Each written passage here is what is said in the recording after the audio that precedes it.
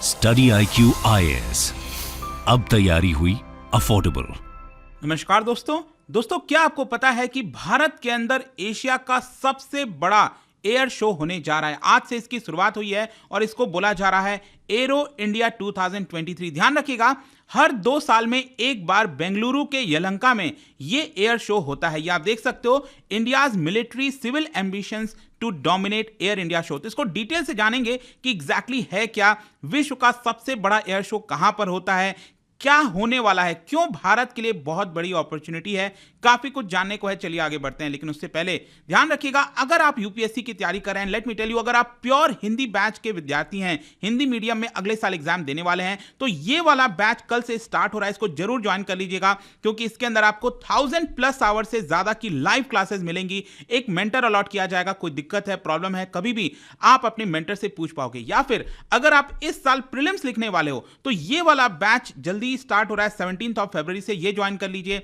या फिर हमारा जो इंग्लिश वाला पूरा जो बैच है 2024 के लिए, वो कर सकते हैं। मतलब जो भी आपको स्टडी IQ पर बैच ज्वाइन करना है, यूपीएससी से लेकर NCERT, use the code Ankit live to get maximum discount. हमारे वेबसाइट ऐप पर जाइए या फिर कमेंट सेक्शन में इसका लिंक दिया हुआ है। इसके अलावा और अगर आप MCQs अटेम्प्ट करना चाहते हैं तो मेरे इंस्टा पेज पर जा सकते हैं, वहां पर स्टोरीज में जितने भी MCQs हैं उसको आप अटेम्प्ट कर पाएंगे। चलिए शुरुआत करते हैं और सबसे पहले देखते हैं एग्जैक्टली हुआ क्या। देखिए, आज 13 फरवरी से बेंगलुरु के पास, जो लोग बेंगलुरु गए हुए हैं या फिर वहां पर रहते हैं उनको पता होगा, पास में ही जगह है यलहंका, वहां पर एयर फोर्स स्टेशन है और हर 2 साल में एक बार ये एरो इंडिया शो होता है। और ये टोटल इस बार 5 दिन का हो रहा है, मतलब 13 से लेकर 18 फरवरी तक ये पूरा चलेगा। Already prime minister Narendra Modi ji ने, जैसा कि आप देख सकते हो, इसको आज इनॉग्रेट कर दिया है। And also let me tell you, आपके एग्जाम पॉइंट ऑफ व्यू से इसका जो थीम है आप देख सकते हो, यहां पर लिखा हुआ है एरो इंडिया। इसके नीचे आप देख पाओगे the runway to a billion opportunities.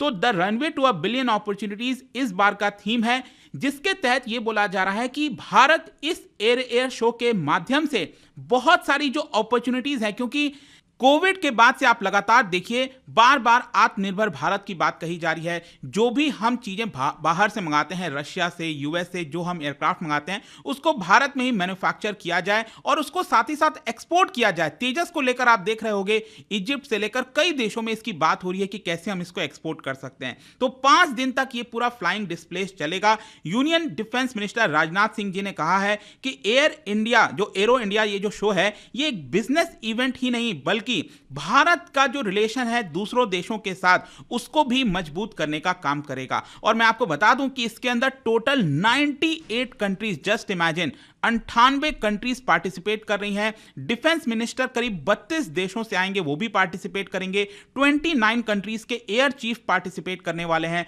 और 73 CEO जो होते हैं, जो अलग अलग कंपनीज हैं ना, जो बड़ी बड़ी कंपनीज हैं, इनके नाम भी मैं आपको आगे बताऊंगा, उनके CEO पार्टिसिपेट करने वाले हैं। इसके साथ साथ भारत के अंदर आपको पता होगा, छोटे छोटे बहुत सारे फॉर्म्स हैं जिनको MSMEs कहा जाता है। तो जो स्टार्टअप और MSME एयर फोर्स के अंदर, मतलब कि जो एरोप्लेन हो गया, ड्रोन्स हो गया, इन सब के अंदर शामिल हैं, उसके मैन्युफैक्चरिंग करते हैं, उनको भी इसमें आना होगा, ये प्रेजेंट होंगे और वो पार्टिसिपेट करेंगे। मतलब कि ये भारत के अंदर ये जो एयर शो हो रहा है, इसके अंदर 731 जो एग्जीबिटर्स हैं, मतलब जो एग्जीबिशंस वगैरह लगता है अलग अलग कंपनीज के द्वारा, इसकी वजह से ये पूरे एशिया का सबसे बड़ा एयर शो बन चुका है। और इसके अलावा मैं आपको थोड़ा सा और इतिहास में ले जाना चाहता हूं, आपको बताना चाहता हूं कि इसका इवोल्यूशन कैसे हुआ। देखो, जब हम एयर शो की बात करते हैं ना, इसको एयर टैटू भी कहा जाता है।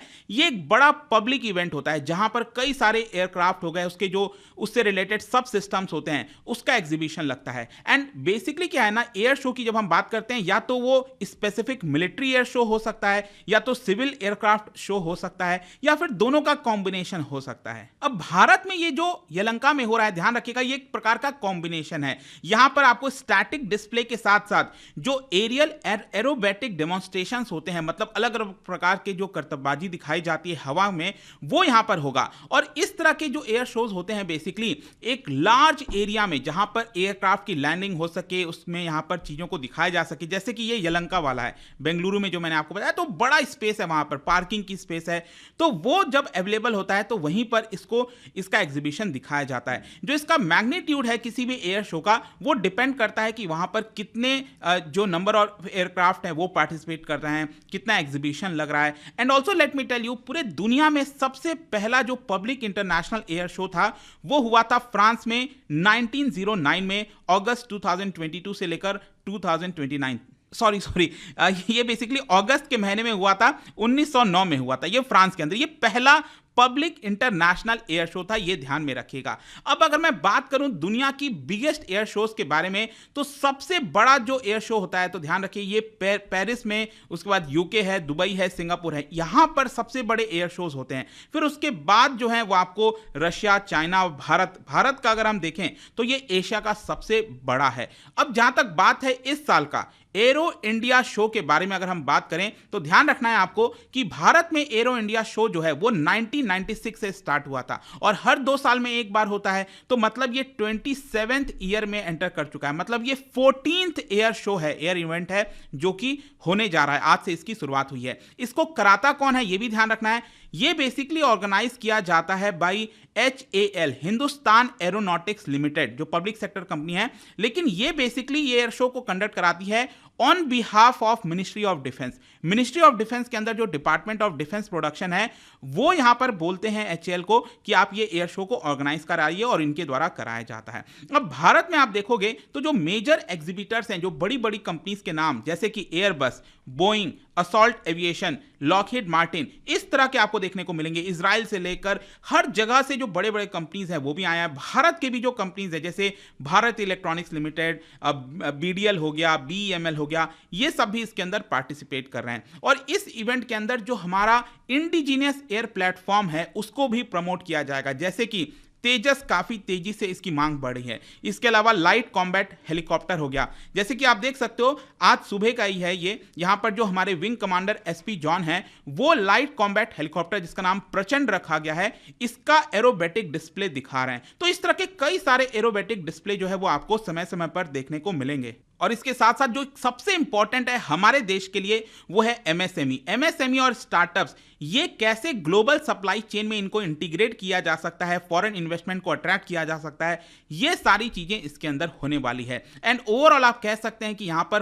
5 लाख से भी ज्यादा जो विजिटर्स हैं वो इस इवेंट के अंदर आने वाले हैं। Also let me tell you, 2020 में कोविड आया था, तो उसके बाद जो कोविड-19 रेस्ट्रिक्शंस हुआ था 2021 में, 2021 आपको पता ही है क्योंकि 2 साल पहले हुआ होगा, तो 2021 में भी इसको कराया गया था। लेकिन पिछले बार के मुकाबले इस बार 2023 में जो नंबर है वो और ज्यादा इंक्रीज होने वाला है। अब क्वेश्चन ये है कि इस साल क्या क्या चीजें हम एक्सपेक्ट कर सकते हैं। देखो यहां पर एक तो ये बताया जा रहा है कि हमारे जो एक्स सर्विसमैन हैं उनके पोटेंशियल को हार्नेस करने की कोशिश की जाएगी। यहां पर कई सारे सेमिनार्स कंडक्ट किए जाएंगे, बहुत सारी opportunities Indian private space ecosystem के लिए लाई जा रही हैं, ताकि जो डेवलपमेंट है फ्यूचरिस्टिक एरोस्पेस टेक्नोलॉजीज का उसको एक प्रकार से बल मिल सके। डिफेंस मिनिस्टर का कॉन्क्लेव होगा, वो होगा 14 फरवरी को। डिफेंस मिनिस्टर्स ऑफ अलग अलग जो कंट्रीज हैं वो पार्टिसिपेट करेंगे और इसके अंदर जो थीम रखा गया वो है shared prosperity through enhanced engagement in defence. मतलब कि स्पीड,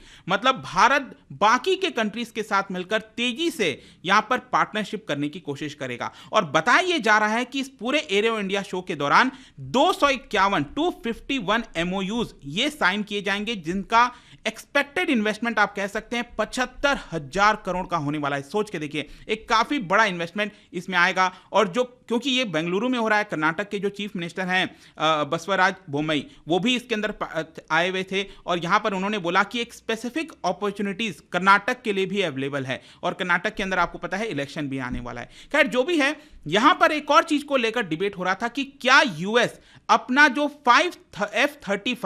F-35 जो फाइटर जेट है, ये आप तस्वीर में देख सकते हो, कुछ इस तरह का दिखता है, क्या वो इसको डेब्यू करेगा एरो इंडिया में। क्योंकि यहां पर यूएस जो है वो अपने बाकी के फाइटर जेट जैसे F-16 वगैरह तो लाएगा ही, लेकिन यहां पर एक बहुत बड़ा सरप्राइज हो सकता है। सुबह से खबर चल रही है कि यूएस हो सकता है कि भारत में सरप्राइजिंगली इस तरह का जो F-35 है उसको ले आए। तो अगेन ये अगर आता है तो अगेन काफी लोग इससे प्रभावित होंगे, उसको देखेंगे एंड लेट्स सी आगे क्या होता है। बट ओवरऑल कंक्लूजन ये निकलता है कि 1996 में जब ये एरो इंडिया शो स्टार्ट हुआ था बहुत ही छोटे स्तर पर हुआ था, लेकिन आज के डेट में ये एशिया का लार्जेस्ट बन गया है और इस साल 27th ईयर है और इसको कहीं ना कहीं गवर्नमेंट जियोपॉलिटिकल गोल्स और स्ट्रैटेजिक इवेंट के तौर पर इस्तेमाल करना चाहती है। Let's hope for the best and I hope कि इस वीडियो के माध्यम से आपको लगभग सब कुछ समझ में आ गया होगा। और जाने से पहले एक इंटरेस्टिंग क्वेश्चन, देखो अभी मैंने आपको बताया था यहां पर लार्जेस्ट बिगेस्ट एयर शो के बारे में, लेकिन क्या आप मुझे बता सकते हो विश्व का सबसे बड़ा जो लार्जेस्ट मिलिट्री एयर शो, ध्यान रखिएगा मैं मिलिट्री एयर शो की बात कर रहा हूं, यह होता है the royal international air tattoo, इसका नाम है। क्या बता सकते हो ये कौन से देश में होता है? इसका राइट आंसर आप सबको पता है, मेरे इंस्टाग्राम पर तो मिलेगा ही, वहां पर अगर आप नहीं हो कोई बात नहीं, टेलीग्राम से भी ले सकते हैं इसका सही उत्तर। मैं कई सारे जो एमसीक्यूज हैं वो यहाँ पर स्टोरीज में डालता रहता हूं। बाकी अगर आपको पीडीएफ ये तो टेलीग्राम पर आइए, अलग अलग सोशल मीडिया पर आप जुड़ पाओगे। और जैसा मैंने बताया यूपीएससी की अगर आप तैयारी कर रहे हो, use the code Ankit live. और कल से हमारा जो प्योर हिंदी बैच है दोस्तों वो स्टार्ट हो रहा है, don't miss that. And I hope की वीडियो आपको पसंद आया होगा। मिलता हूं आपसे next time, till then thank you very much, see you soon. Study IQ IAS, अब तैयारी हुई अफोर्डेबल।